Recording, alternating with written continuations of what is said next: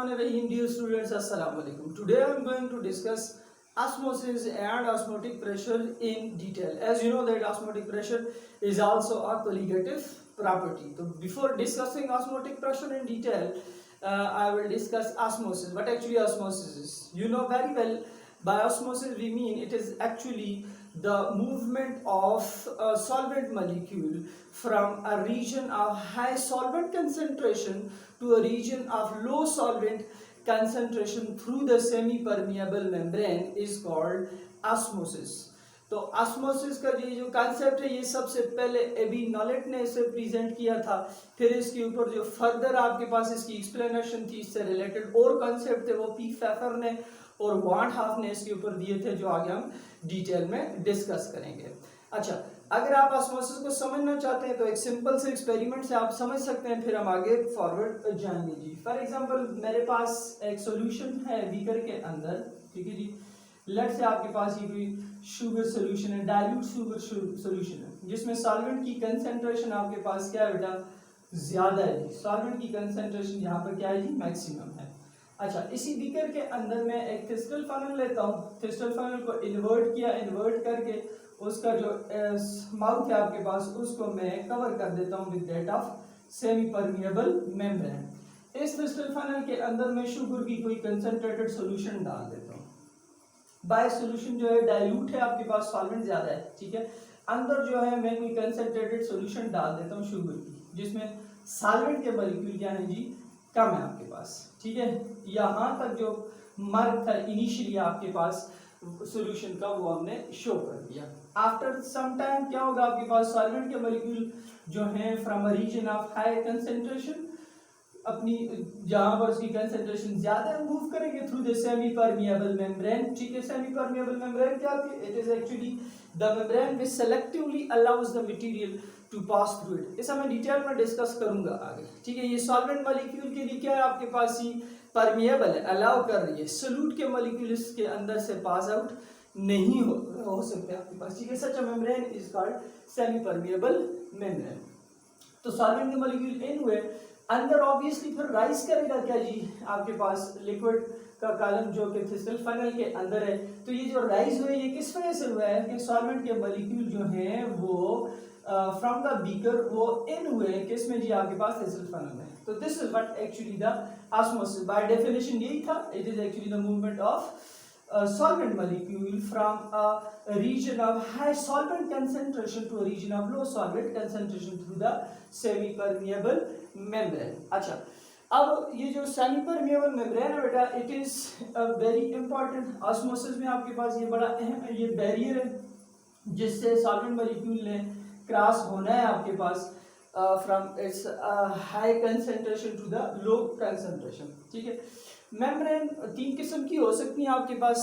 Permeable membranes हो सकती हैं जिसमें आपके पास ऐसी सीव्स होती हैं, ऐसी ट्यूब्स होती हैं, ऐसे होल्स होते हैं जो सॉल्वेंट और सोल्यूट दोनों मॉलिक्यूल्स को इक्वली अलाउ कर रही थी। Such type of membranes are called what जी, परमिएबल मेम्ब्रेन, ठीक है। इम्परमिएबल जो बिल्कुल आपके पास क्या है जी, एज अ पार्टीशन आप कह दें, जो किसी भी चीज को अलाउ नहीं करती। सेमी परमिएबल मेम्ब्रेन क्या है आपके पास, these are actually the membranes which allow the selective material to pass through it।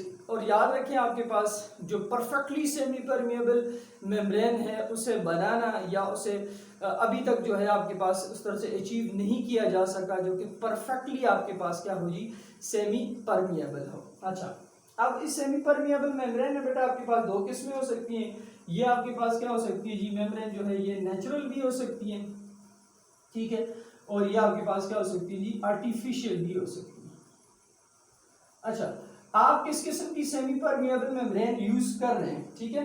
The selection of semi permeable membrane depends upon the kind of solute and solvent molecule possessed by your solution. जिस solution के साथ आप काम कर रहे हैं, ठीक है, उसके अंदर सोल्यूट और सॉल्वेंट किस किस्म का है आपके पास। सोल्यूट के पार्टिकल बड़े हैं, छोटे हैं आपके पास। सॉल्वेंट किस किस्म का है आपके पास, ठीक है। उस मेम्ब्रेन ने कितना प्रेशर जो है वो रेजिस्ट करना है, ये इन चीज़ों पे डिपेंड करता है। मतलब जब आप सिलेक्ट करेंगे सेमी परमिएबल मेम्ब्रेन को ऑस्मोसिस के लिए या आप ऑस्मोटिक प्रेशर को देखने के लिए, तो फिर आपने उसकी सिलेक्शन किसको देखते हुए करना है, कि what kind of solute the solution possesses, what kind of solvent the solution have, और आपके पास कितना उस सेमी परमेबल मेम्ब्रेन की जो आपके पास स्टिफनेस है, जो रिजिडनेस है आपके पास, ताकि वो एक खास प्रेशर जितना आप चाहते हैं उसको रेजिस्ट कर सके, उसे बियर कर सके आपके पास, ठीक है। तो selection of semi permeable membrane is very important. Natural भी हो सकती है, नेचुरल में आपको पता है बेटा आपके पास क्या है जी, फिश ब्लैडर को गिना जाता है अक्सर, ठीक है। इसके अलावा आपके पास एग मेम्ब्रेन है, एग मेम्ब्रेन, ठीक है जी। पिग ब्लैडर को भी गिना जाता है आपके पास, पिग ब्लैडर, ठीक है।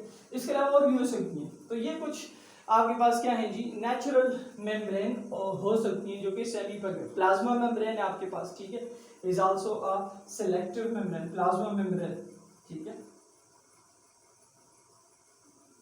जो सेल के आसपास पाई जाती है आपके पास। आर्टिफिशियल भी हो सकती है, ठीक है, आप बना भी सकते हैं। फॉर एग्जांपल आपके पास क्या है जी, कॉपर फेरोसाइनाइड है, ठीक है, कॉपर फेरोसाइनाइड है,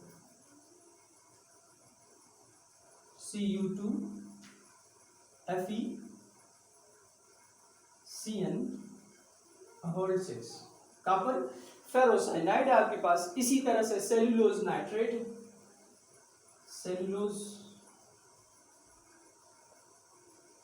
सेलुलोज नाइट्रेट आपके पास, ठीक है जी। अच्छा, जो कॉपर फेरोसाइनाइड है बेटा, इसे यूज किया जाता है अक्सर वहां पर जहां पर आपके पास जो सोल्यूट के पार्टिकल्स हैं, जो सोल्यूट पार्टिकल जो आपके पास हैं, जैसे वाटर एज ए सॉल्वेंट हो आपके पास, जो सोल्यूट पार्टिकल हैं वो क्या हो जी, उनका वेट जो हो लार्जर मॉलिक्यूलर वेट, ठीक है जी, लार्जर मॉलिक्यूलर वेट, ठीक है जी। लार्जर मॉलिक्यूलर वेट के लिए इसे सॉरी कॉपर फेरोसाइनाइड को किस लिए यूज किया जाता है, लार्जर के लिए सेलुलोज नाइट्रेट को स्मॉलर मॉलिक्यूलर वेट के लिए यूज किया जाता है, ठीक है जी। मतलब सोल्यूट पार्टिकल इन वाटर मौजूद हो और उनका मॉलिक्यूलर वेट कैसा हो, स्मॉलर हो, फाइन हो आपके पास, फाइन सोल्यूट पार्टिकल्स के साथ आप सॉल्यूशन को कंडक्ट कर रहे हैं, ऑस्मोसिस जो है उसको ऑस्मोटिक प्रेशर स्टडी कर रहे हैं, तो फिर आप कौन सी सेमी परमेबल मेम्ब्रेन यूज कर रहे हैं, कॉपर फेरोसाइनाइड को यूज कर रहे हैं। सेलुलोज नाइट्रेट में आपके पास क्या है, सेलुलोज नाइट्रेट हम उधर यूज करते हैं जिस वक्त सोल्यूट पार्टिकल इन वाटर जो हो उनका मॉलिक्यूलर वेट कैसा हो बेटा, आपके पास लार्जर मॉलिक्यूलर वेट हो, ठीक है। इन्हें आप सिंथेसाइज कर सकते हैं, ठीक है। फॉर एग्जांपल आप अगर इसको कॉपर फेरोसाइनाइड को सिंथेसाइज करना चाहते हैं तो you can synthesize by mixing वटी copper sulphate and potassium ferrocyanide. तो आप कॉपर सल्फेट और पोटेशियम फेरोसाइनाइड को मिक्स करें प्रॉपर प्रोसीजर के साथ, तो आप कॉपर फेरोसाइनाइड जो है वो आर्टिफिशियली खुद भी बना सकते हैं। इसके अलावा भी आपके पास कुछ मेम्ब्रेन्स है, उनमें आपके पास क्या है जी, उनमें TFC है आपके पास, ठीक है जी। ये यूज होती है किसमें जी, रिवर्स ऑस्मोसिस में, ये बड़ी आपके पास इसकी एप्लीकेशन है, ठीक है। इसके TFC से मुराद क्या आपके पास, this is actually thin film composite membrane, ठीक है। TFC stands for thin film composite membrane, it is used in reverse osmosis की एप्लीकेशन है। इसके अलावा आपके पास CMM है आपके पास, ठीक है। इसके अलावा आपके पास है जी EM है आपके पास, ठीक है। CMM stands for charge mosaic membrane, ठीक है। और AEM जो है it stands for alkali A9 exchange membrane. तो ये वैरायटी ऑफ मेम्ब्रेन्स आपके पास अवेलेबल होती हैं। ये सारी की सारी मेम्ब्रेन जो हैं ये सेलेक्टिव हैं, ये सेलेक्टिवली आपके पास जो है मटेरियल को पास थ्रू होने देती हैं। They are permeable to solvent molecule but they do not allow the solute particle to pass through it. Selection of membrane मैंने पहले ही बताया डिपेंड करेगी कि आप किस किस्म का सॉल्यूशन यूज कर रहे हैं, उसमें सोल्यूट कौन सा है, सॉल्वेंट कौन सा है, और आपकी मेम्ब्रेन की रिजिडनेस स्टिफनेस कितनी होनी चाहिए कि वो खास प्रेशर को क्या कर सके जी, बियर कर सके। फॉर एग्जांपल रिवर्स ऑस्मोसिस में जिस वक्त हो रहा होता है आपके पास तो हाई प्रेशर अप्लाई हो रहा होता है, वहां पर आपके पास मैं आगे डिटेल में से एक्सप्लेन करूंगा, तो वहां पर मेम्ब्रेन जो है उसकी स्टिफनेस, उसकी रिजिडनेस बड़ा मैटर करती है। तो ये कुछ डिस्कशन थी जो मैंने आपके सामने सेमी परमेएबल मेम्ब्रेन के बारे में रखी, ठीक है जी। तो semi permeable membranes are very important for that of osmosis. Now हम अपने कॉलिगेटिव प्रॉपर्टी जो कि असल में है वो क्या है आपके पास जी, ऑस्मोटिक प्रेशर है, उससे हम डिटेल में डिस्कस करते हैं, but actually the osmotic pressure. ठीक है, ऑस्मोटिक प्रेशर को बेटा डिस्कस करने के लिए मैं आपके सामने दो एक्सपेरिमेंट जो है वो रखता हूँ, डेफिनेशन भी इसकी करूँगा, समझाने की कोशिश भी करूँगी। लेट्स से मेरे पास ये कंटेनर है, यहाँ पर ये जो आपके पास मेम्ब्रेन है, ठीक है जी, चले मैं इसे दूसरे मार्कर के साथ कर देता हूँ, ये आपके पास क्या है जी, सेमी परमेएबल मेम्ब्रेन है। ठीक है जी, आपको ये यूज कर सकते हैं जो मैंने अभी दी। ठीक है, अब यहाँ पर ये हो गया जी। ठीक है, इस तरफ जो है आपके पास क्या है जी, यूं है, यहाँ पर आपके पास क्या है जी, ये एक पिस्टन है। ठीक है, फ्रिक्शनलेस मूवेबल पिस्टन है, this is frictionless movable piston. यहाँ पर मैं क्या करता हूँ, इस कंपार्टमेंट में मैंने क्या रखा, आपके पास डाइल्यूट सॉल्यूशन रखी, मतलब यहाँ पर जो सॉल्वेंट की कंसंट्रेशन है वो क्या है जी, सॉल्वेंट कंसंट्रेशन मैक्सिमम है, सॉल्यूशन डाइल्यूट हुई, सॉल्वेंट की कंसंट्रेशन मैक्सिमम। और इस तरफ क्या है बेटा आपके पास, यहाँ पर मैंने कोई सॉल्यूशन रखी हुई है जिसमें आपके पास सॉल्वेंट की कंसंट्रेशन क्या है जी, कम है, और सॉल्यूट की कंसंट्रेशन क्या है जी, ज्यादा है, कोई ऐसी सॉल्यूशन। ठीक है, लेट्स से ये A होगी, ये क्या होगी जी, B सॉल्यूशन होगी आपके पास। ठीक है, ऐसी सॉल्यूशन मैं आगे डिस्कस करूंगा डिटेल में भी, जिनमें जो डाइल्यूटेड होती हैं आपके पास। ठीक है, जिनका आपके पास आप ये समझ लें कि भाई जो टोनिसिटी होती है आपके पास वो कम होती है, सच तरह का सॉल्यूशन आता है हाइपोटोनिक सॉल्यूशन, ये हाइपोटोनिक कोई सॉल्यूशन आपके पास, ये हाइपरटोनिक सॉल्यूशन है। इन दोनों के दरमियान जो कंपार्टमेंट लगा हुआ है आपके पास वो क्या है जी, सेमी परमेएबल मेम्ब्रेन है। ठीक है, यहाँ पर आपके पास ये बिल्कुल यहाँ पर ये क्या है जी, लिक्विड इसके साथ क्या है, इस पिस्टन के साथ यहाँ पर इक्विलिब्रियम में है। अच्छा, now अब क्या होगा बेटा, अब ये होगा आपके पास कि थोड़े से टाइम के बाद सॉल्वेंट के मॉलिक्यूल ऑस्मोसिस की जो डेफिनेशन उसके तहत from a region of solvent high concentration move करेंगे to the region where the solvent concentration is low through the semi permeable membrane। ठीक है, ये मूवमेंट होगी आपके पास।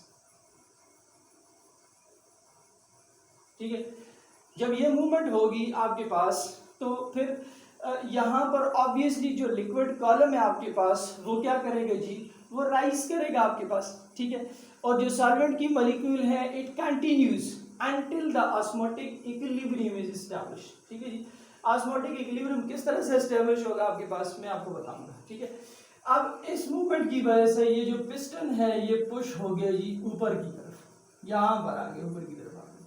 ठीक है, तो ये पुश हुआ है किसी फोर्स की वजह से। ठीक है, इस पिस्टन का एरिया है, इसके ऊपर फोर्स लगी है, फोर्स किसकी वजह से लगी है, ऑस्मोसिस की वजह से लगी है।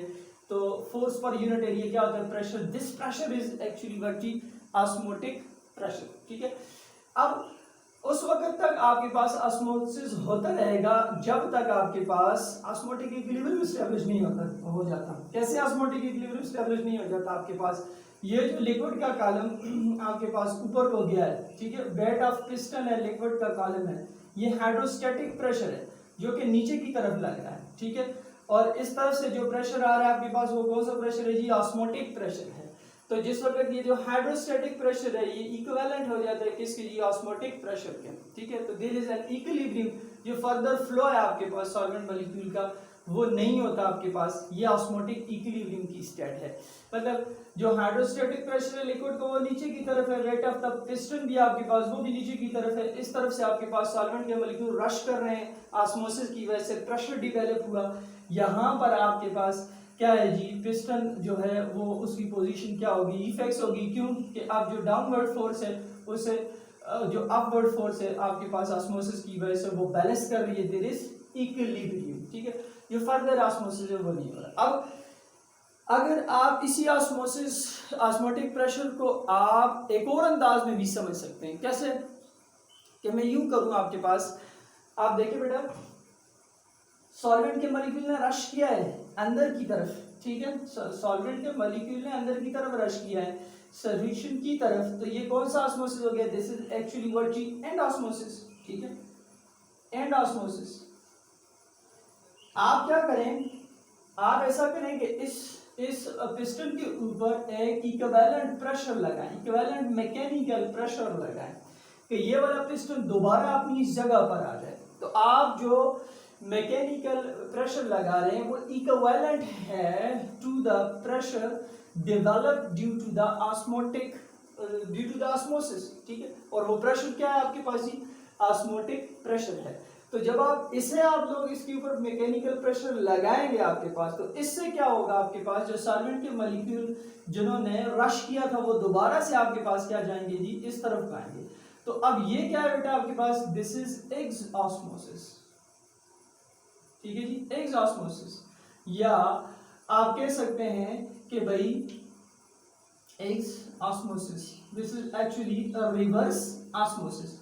यही रिवर्स ऑस्मोसिस का फिनोमेनन डीसैलिनेशन ऑफ जो सी वाटर है उसे डीसैलिनेट करने में भी यही रिवर्स ऑस्मोसिस यूज हो रहा था। आपने मैकेनिकल प्रेशर अप्लाई किया, जो प्रेशर जिस प्रेशर के साथ सॉल्वेंट मॉलिक्यूल रश किए थे उसी प्रेशर के साथ वो वापस लो कंसंट्रेशन ऑफ सोल्यूट से हाई कंसंट्रेशन की तरफ दोबारा जा रहे हैं आपके पास। तो this pressure, that mechanical pressure which is applied on the piston in order to stop the passage of flow of solvent molecule from high concentration to low concentration, from high solvent concentration to low concentration is actually called what जी, osmotic pressure। आप एक्सॉस्मोसिस and osmosis दोनों में osmotic pressure को यूं explain कर सकते हैं, ठीक है जी। अच्छा अब अगर मैं एक और बात करूं बेटा आपके सामने यहाँ पर कि भाई ये जो सॉल्यूशंस हैं यहाँ पर मौजूद थी मेरे पास, अब अगर मैं इस सॉल्यूशन की कंसंट्रेशन को ज्यादा कर दूं, ठीक है, अगर ये सॉल्यूशन जो है इसकी कंसंट्रेशन में ज्यादा कर दूं तो फिर क्या होगा आपके पास, कम कर दूं फिर क्या होगा आपके पास, सोल्यूट पार्टिकल में ज्यादा डाल दूं तो अब जो ग्रेडियंट डिफरेंस था आपके पास वो क्या हो जाएगा, बढ़ जाएगा। अगर कंसंट्रेशन को मैं ज्यादा कर देता हूँ तो सॉल्वेंट के मॉलिक्यूल जो हैं वो रश करेंगे और तेजी से किसकी तरफ जी, सॉल्यूशन की तरफ, और ज्यादा ऑस्मोटिक प्रेशर जो है वो डेवलप होगा।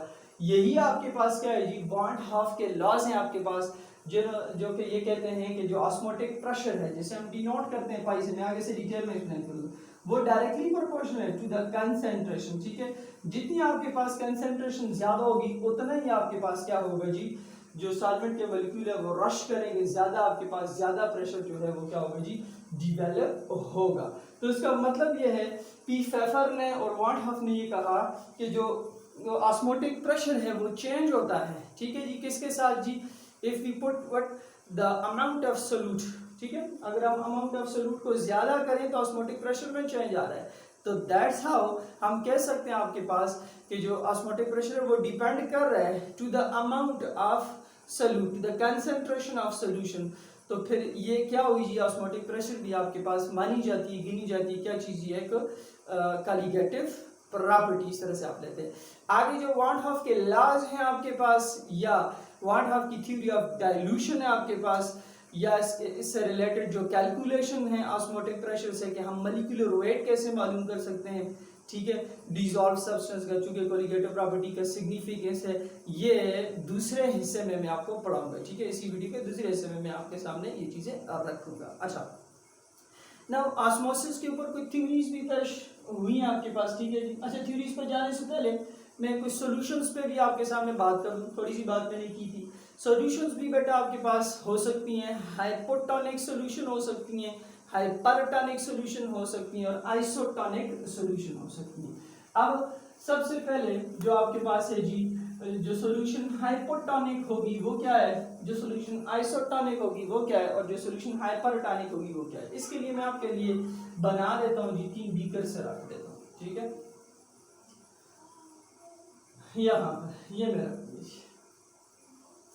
इन बीकर्स के अंदर मैं क्या करता हूँ आपके पास ही, पहले बीकर में मैं डिस्टिल्ड वाटर डाल देता हूँ, ठीक है, this beaker contain distilled water. दूसरे में मैं क्या करता हूँ, दूसरे में मैं 5% NaCl सोल्यूशन डाल देता हूँ, 5% NaCl सोल्यूशन, 5% NaCl सोल्यूशन।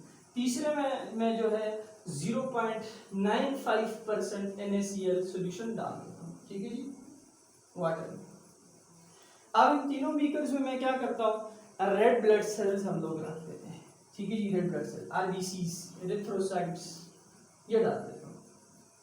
अच्छा, पहले में क्या होगा, दूसरे में, तीसरे में क्या होगा, मैं वहां से शुरू करता हूँ। कहते हैं जो NaCl की 0.95% सोल्यूशन है वो एरिथ्रोसाइट के साथ आइसोटोनिक होती है। What do you mean by isotonic?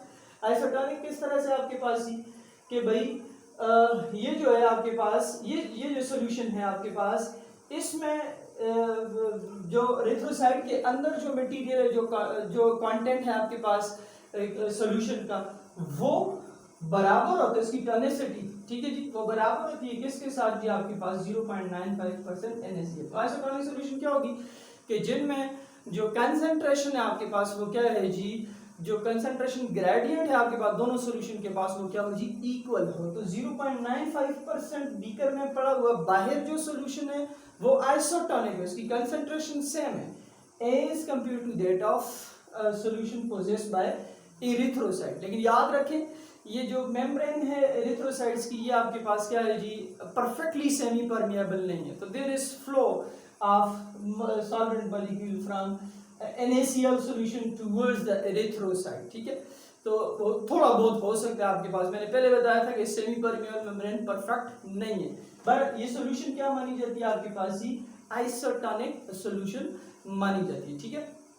अच्छा, इसी तरह से अगर आप देखें बेटा तो बोरिक एसिड की जो सॉल्यूशन, जो 2% आपके पास बोरिक एसिड है, उसकी सॉल्यूशन आप यूज करें और एरिथ्रोसाइट्स को डालें, तो ये दोनों भी आपके पास क्या है जी, ये आइसोटोनिक हैं। तो आइसोटोनिक सॉल्यूशन क्या आइसोऑस्मोटिक हो सकती हैं?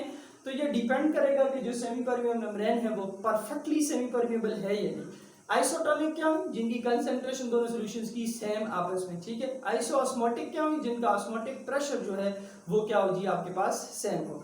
तो क्या सॉल्यूशन आइसोटोनिक सॉल्यूशन आइसोऑस्मोटिक हो सकती है, depends upon the perfection of semi permeability of the membrane, ठीक है। 2% बोरिक एसिड सॉल्यूशन जो है वो आपके पास क्या होती है, आइसोटोनिक होती है टू द एरिथ्रोसाइट। इसी तरह से कहते हैं कि आपके पास जो 2% बोरिक एसिड की सॉल्यूशन है आपके पास, वो आई में जो आपके पास आई के अंदर भी से डाली जाती है, जो आई मेम्ब्रेन है आपके पास, वहां पर आपके पास वो भी क्या है जी, आइसोऑस्मोटिक होती है, आइसोटोनिक सॉल्यूशन होती है, इनकी कंसंट्रेशन सेम होती है, ठीक है, मेडिसिनल पर्पसेस में डाली जाती है।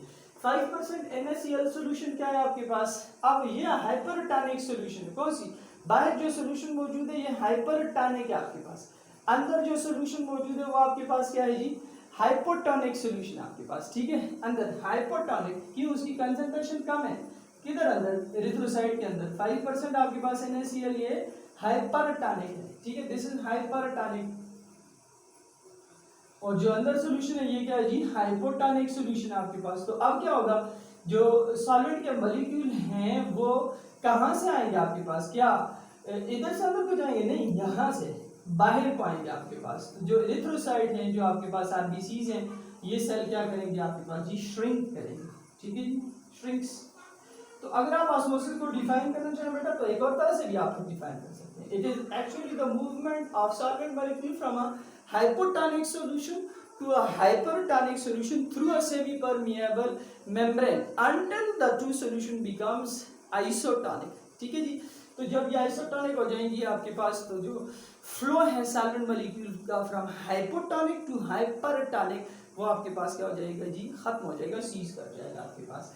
अब ये क्या है आपके पास, इधर क्या चक्कर है आपके पास, कौन सी हाइपरटोनिक है, कौन सी हाइपोटोनिक है, और श्रिंकेज होगी या स्वेलिंग होगी आपके पास। अब आप देखिए ये डिस्टिल्ड वाटर है, अंदर जो सॉल्यूशन है, अब ये क्या है जी, हाइपरटोनिक, हाइपरटोनिक, ठीक है। बाहर जो आपके पास ये क्या है जी, हाइपोटोनिक है।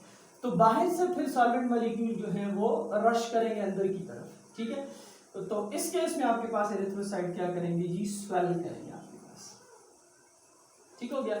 अब वो सॉल्यूशन कि जिसका osmotic pressure relative to other कम हो उसे हाइपोऑस्मोटिक बोलते हैं, ठीक है। वो सॉल्यूशन जिसका जो ऑस्मोटिक प्रेशर है relative to the other solution कम हो वो हाइपोऑस्मोटिक, दूसरी का ज्यादा है तो वो हाइपरऑस्मोटिक, अगर दोनों का सेम है तो आइसोऑस्मोटिक आपके पास है।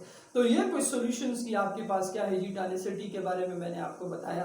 और आइसोऑस्मोटिक हो सकती है, नहीं हो सकती है, कुछ एग्जांपल्स के साथ आपके सामने रखा। लास्ट में थोड़ी सी डिस्कशन जो है वो theories of solution osmotic pressure के ऊपर कर देते हैं। वेरियस थ्योरीज पेश की गई हैं जी फॉर द फॉरवर्ड जी फॉर ऑस्मोसिस की। ये जो ऑस्मोसिस है आपके पास ये सेमी परमेबल मेम्ब्रेन के थ्रू किस तरह से होता है आपके पास। जो सबसे बेहतर थ्योरी आपके पास है वो क्या है जी, वो वेपर प्रेशर थ्योरी है। इस थ्योरी के मुताबिक कि भाई अगर मेरे पास दो सॉल्यूशंस हो, ठीक है जी, ये सॉल्यूशन दो, लेट्स से ये आपके पास क्या है जी हाइपोटोनिक है, ये आपके पास क्या है जी हाइपरटोनिक है, ठीक है। तो आपको पता है हाइपोटोनिक से आपके पास फ्लो होगा हाइपरटोनिक की तरफ। इस थ्योरी के मुताबिक ये जो आपके पास दो सॉल्यूशन है ये मेम्ब्रेन से सेपरेट की होती है। इस मेम्ब्रेन के बाहर यहाँ पर कोई स्पेस होती है आपके पास, ठीक है। ना सॉल्वेंट के मॉलिक्यूल इसको वेट कर रहे होते हैं ना इसको वेट कर रहे होते हैं आपके पास, ठीक है, कोई वेटिंग नहीं होती है आपके पास, देयर इज अ वैक्यूम, ठीक है। तो अब जो आपके पास हाइपोटोनिक सॉल्यूशन है वहां पर जो केमिकल पोटेंशियल है, जो मोलर गिब्स फ्री एनर्जी है सॉल्वेंट की वो ज्यादा है, ठीक है। वहां पे इसकी जो एस्केपिंग टेंडेंसी है, इसका वेपर प्रेशर जो है वो ज्यादा है, सॉल्यूशन का कम होता है, हमें पता है। तो इस वजह से क्या होता है कि सॉल्वेंट के मॉलिक्यूल रश करते हैं अंदर की तरफ, ठीक है जी, इधर, ठीक है। इसके वेपर्स यहाँ पे ये वेपर जो है आके क्या कर जाते हैं जी, एक्यूमुलेट कर जाते हैं, फिर ये वेपर अंदर की तरफ क्या करते हैं जी, इस तरफ को मूव करते हैं। तो ना सॉल्वेंट ना सोल्यूट ना सॉल्यूशन के मॉलिक्यूल इसको वेट कर देते हैं। There is a gap between the two solution, और जो वो गैप है आपके पास वो क्या है जी, वो फिल होता है with the vapours of the solvent, क्योंकि इसकी मोलर गिव्स फ्री एनर्जीज का जो केमिकल पोटेंशियल है, उसकी जो टेंडेंसी है टू फॉर्म वेपर वो ज्यादा है as compare to the solution जो कि हाई कंसंट्रेशन की है, ठीक है। तो इस तरह से ये फिर आपके पास इन होते हैं। दूसरी भी एक है कि भाई मेम्ब्रेन सॉल्यूशन थ्योरी, उसमें ये होता है कि मेम्ब्रेन की सरफेस के ऊपर आपके पास क्या है जी, कुछ रिसेप्टर्स होते हैं, कुछ ग्रुप्स होते हैं लाइक COOH, लाइक NH2, इस तरह के कुछ ग्रुप्स होते हैं। वो क्या करते हैं, सॉल्वेंट के मॉलिक्यूल को थ्रू हाइड्रोजन बॉन्डिंग डिसॉल्व कर देते हैं। इस तरह से मेम्ब्रेन एक सॉल्यूशन सी बन जाती है, और ये मेम्ब्रेन सॉल्यूशन जो है फिर नेट जो है इन कर देती है किसके लिए, सॉल्वेंट मॉलिक्यूल को फ्रॉम हाइपोटोनिक टू हाइपरटोनिक। इसी तरह की और भी थ्योरीज हैं। ये जो दो मशहूर थ्योरीज थी ये मैंने आपके सामने रखी।